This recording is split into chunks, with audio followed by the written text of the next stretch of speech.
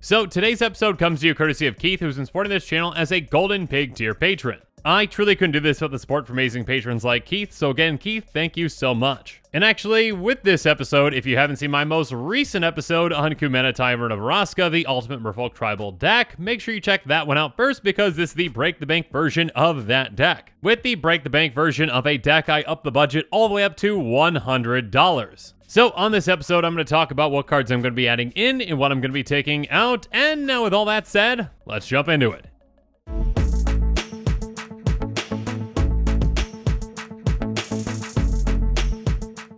First up, a card that is absolutely incredible with this Break the Bank version of the deck is Seedborn Muse. It's a 2/4 spirit that costs 3 green. It says untap all permanents you control during each other player's untap step. Now, this card is great in a lot of decks out there, but yeah, with this commander, you can get a ton of value out of your merfolk. Because again, as a reminder, Kumena allows us to tap our merfolk for a variety of abilities. 1 merfolk is making Kumena unblockable, 3 is drawing a card, and 5 is getting a +1 counter on each merfolk we control. So by being able to untap our merfolk on every single turn, we can get a ton of card draw out of them, or, getting a lot of counters on them as well. But yeah, obviously, Seedborn Muse untaps more than just our merfolk. We also get to untap, all of our other permanents, including our lands. So yeah, we can get a ton of mana with this as well. So yeah, this is a fantastic upgrade to this Break the Bank. Speaking of which, next up there's Quest for Renewal, which is an enchantment for 1 and a green. It says, whenever a creature you control becomes tapped, you may put a quest counter on Quest for Renewal. And as long as there are 4 more quest counters on Quest for Renewal, untap all creatures you control during each other player's untap step. So yeah, getting 4 quest counters on this is going to be incredibly easy.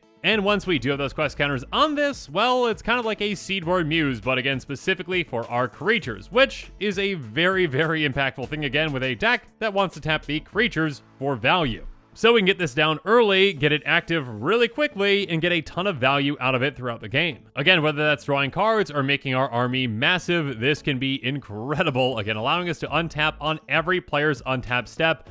Have fun with those merfolk. But of course, we're not done with untapping just yet. We also have Marrow Commerce, a tribal enchantment merfolk that says at the end of your turn, untap all merfolk you control. So, unlike Quest Renewal, this just counts our turn, but still, an additional free untap is fantastic. I mean, at a base level, this essentially is like a pseudo form of vigilance for our creatures, so we can swing out and then have them untapped, so we can utilize them later, or we can block with them. But yeah, again, draw more cards, get more counters on our creatures. What's not to love with this low to the ground enchantment? And speaking of an enchantment, and one that can get absolutely out of hand in no time, is Intruder Alarm. Intruder Alarm is an enchantment that says creatures don't untap during their controller's untap steps. Whenever a creature comes into play, untap all creatures. So this counts every single creature coming into play, not just our own. It is going to make every single creature untap when one creature comes into play. So we can tap our merfolk for a ton of value. Again, essentially just tapping all of them, either draw cards or get counters on them, play 1 merfolk, get it into play, untap everything, and do it again. Then play another merfolk, do it again. And of course, when our opponents play creatures as well or have creatures enter the battlefield, we are going to be untapping again and again and again so we can keep utilizing our creatures. Yeah, this can get absolutely out of hand in no time, and yeah, this card is a fantastic addition to this upgraded deck. Next up, we've got Marrow Rejury, a 2/2 merfolk soldier that says, other merfolk creatures you control get +1, and whenever you cast a merfolk spell, you may tap or untap target permanent. So first up, this is a great anthem for our merfolk army. But perhaps more importantly, whenever we're casting those merfolk spells, now we can just tap or untap things. This can be effective defensively or, offensively if we want to tap down an opponent's creatures, say, to help get our creatures through. But yeah, we can also just use this to untap merfolk so we can use our commander's abilities more, or, we can untap our lands to essentially get mana back. Yeah, there's a lot of possibilities with this card. And again, that's an anthem on top of everything. So yeah, Marrow Rejury, you're a great addition to this deck as well. Speaking of which, another merfolk that we're going to be adding onto the team is Lol Mage Mentor. It's a 2/2 merfolk wizard that says, whenever a spell or ability you control counters a spell, you put a 1/1 blue merfolk creature token onto the battlefield, tap 7 untap merfolk you control, counter target spell. So this can help us utilize our merfolk again in another way, and yeah, this one can be incredibly brutal, especially in combination with some of those untap effects that we've discussed. I mean, with Seedborn Muse, this is basically like, hey, let's just keep untapping and being able to counter spells on our opponent's turns and get free merfolk for that. And with Intruder Alarm, this is basically, well, good luck to your opponents trying to cast anything ever again. Because essentially, again, you counter whatever spell they cast, you get a Merfolk into play, it untaps all your creatures, and then yeah, they try to cast something else, you counter that as well and get another Merfolk. So yeah, Lull Mage Mentor can be a great card and an incredibly good card when we are set up properly. Speaking of which, there's Surge Spanner, a 2/2 Merfolk Wizard that has whenever it becomes tapped, you may pay 1 blue. If you do, return target permanent to its owner's hand. This is essentially a repeatable bounce spell for just 2 mana for this commander. Again, even if this is the only Merfolk in play with Kumena, we can just tap it to make Kumena unblockable, and when that happens, we can pay that 1 in a blue to just bounce whatever we need to bounce back. So yeah, this can be a fantastic form of removal that's repeatable throughout the game, and actually we can utilize it to protect some of our things as well. If we need to, bounce one of our own things back, we can. Moving on though, now we have a non-Merfolk that we're going to be adding into this deck with Sea Hunter. It's a 2/2 Human Mercenary for 2 blue that says pay 3, tap, search your library for a Merfolk permanent card, put it onto the battlefield, then shuffle. This is a repeatable tutor for our Merfolk, and it's an incredible one. Again, there are plenty of fantastic Merfolk that we would absolutely love to have in play, and this can just go get any of them for just 3 mana. Keep in mind, also, this can benefit from a lot of our untap effects, and yeah, with something like Intruder Alarm,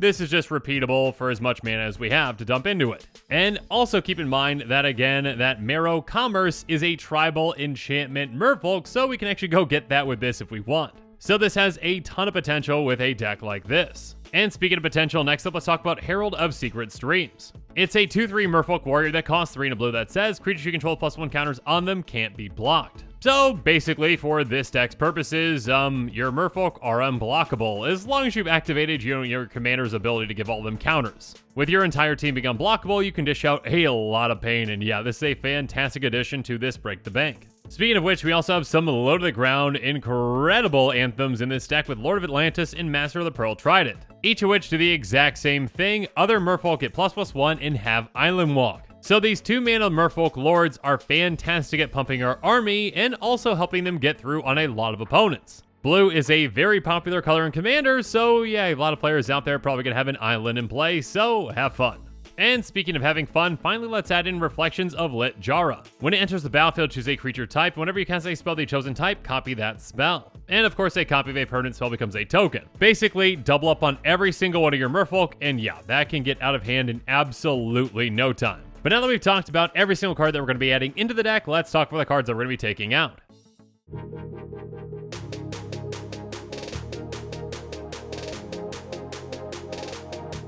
And like I always say, just because we were taking cards out does not mean that they are bad cards. It just means that we're adding in some new cards with this upgraded budget, and of course, we need to take out cards to do so. So we're going to be taking out Vitalize, Great Oak Guardian, Breaking Wave, Roll the Hulkblade, Bred for the Hunt, and False Floor. We're also going to be taking out Sage of the Falls, Saw It Coming, Aquatic Incursion, Flood of Tears, Swift Warden, and Riptide Chronologist. And now that we've gone through every single card that we're adding in and every single card that we're taking out, let's talk about the price.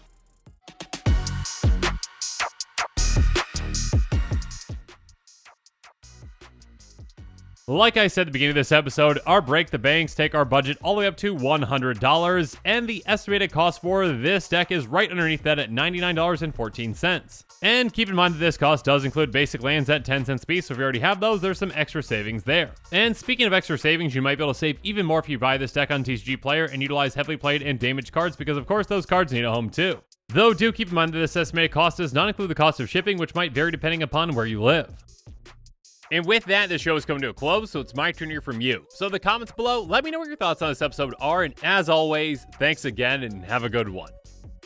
This show and episodes like this one are possible thanks to viewers like you. If you're looking for an easy way to help support this show, make sure that you like, share, and subscribe. Also, hit that bell notification icon so you don't miss any new episodes. You can also go check out our playmats and other merchandise at thecommandersquarters.com. We also have a ton of brand new t-shirt designs in stock, so make sure you check out those as well. Another easy way to support this show is with our TCG Player affiliate links. So whether you're buying a deck or individual cards, you can use this general link right here or one in the description. And the final way that you can support this show is by supporting us directly by becoming a patron. There are many benefits to being a patron, and I truly couldn't do this without all of their support.